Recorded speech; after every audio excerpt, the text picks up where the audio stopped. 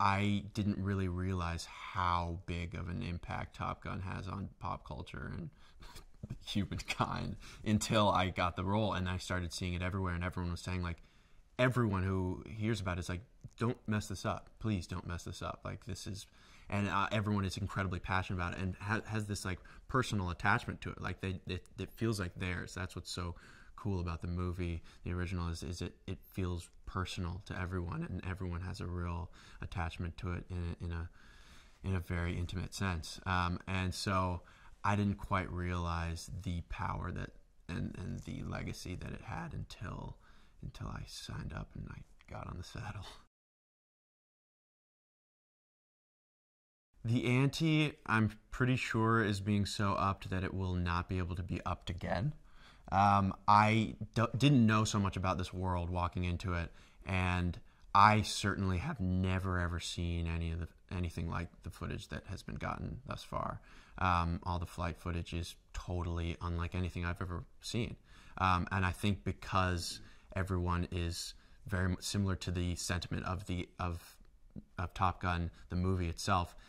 Everyone on this movie is trying to beat themselves.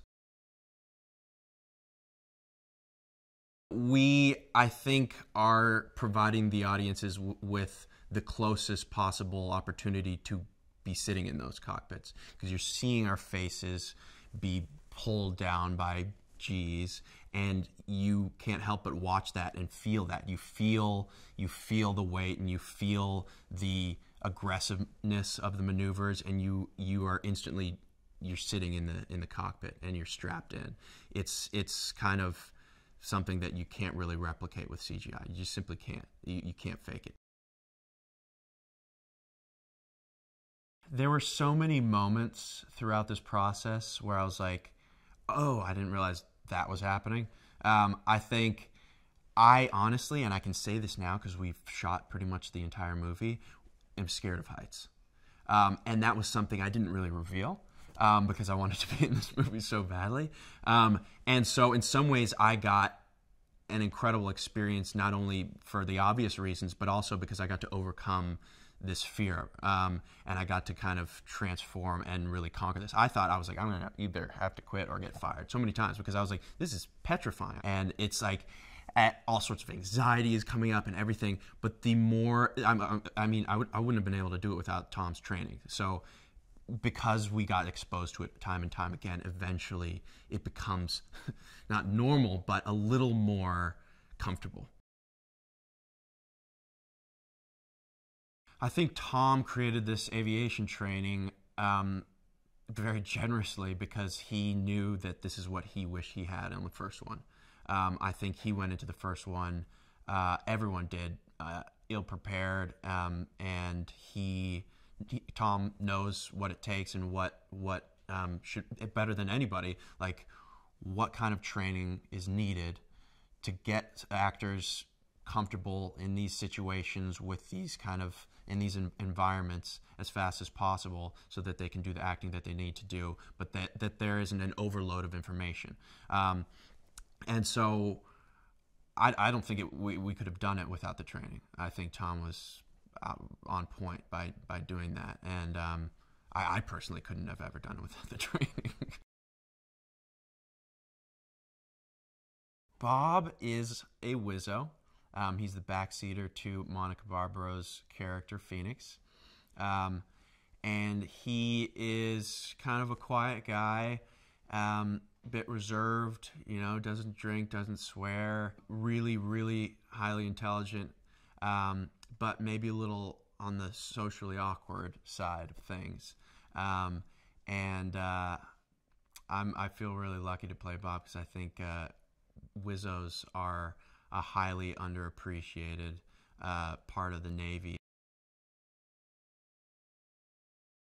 I think Joe is an extremely clean and stylish director. He has extremely good sense of aesthetics, and can make these absolutely gorgeous and pristinely aesthetic masterpieces, and that have his like his print on them, his imprint, and that's what we're getting with this movie. So in some ways, he's definitely doing justice to the aesthetic of the original and the cool kind of 80s rock and roll vibes, but also giving it this totally crisp, clean, and cool, like the epitome of cool, just like blanket around it that I think only Joseph Kosinski can really do. I think having Jerry a part of this one is it couldn't happen without him. He's it's like a family, and I think he is, at the helm of it, and it has to move. If it's moving forward, it has to be. He's a legend, and this is like his was one of his many babies, and it was when I think of Top Gun, I think of Jerry Bruckheimer. When I think of Jerry Bruckheimer, I think of Top Gun. And so having him on set every day, remembering and bringing his experience with the first one to this one, and tying all these threads together, and just keeping the continuity of the world flowing from the first to the second was Jerry's specialty.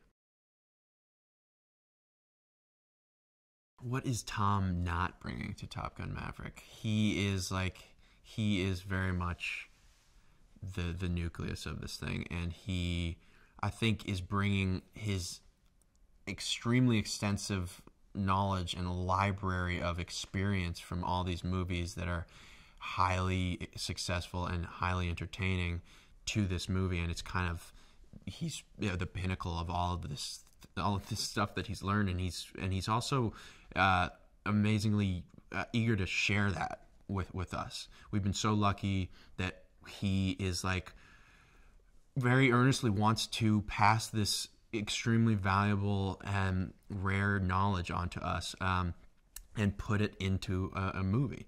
And so Top Gun is getting this it's like, the bottleneck of all of Tom Cruise's knowledge and about filmmaking and about making a good, fun, entertaining, and dramatic movie.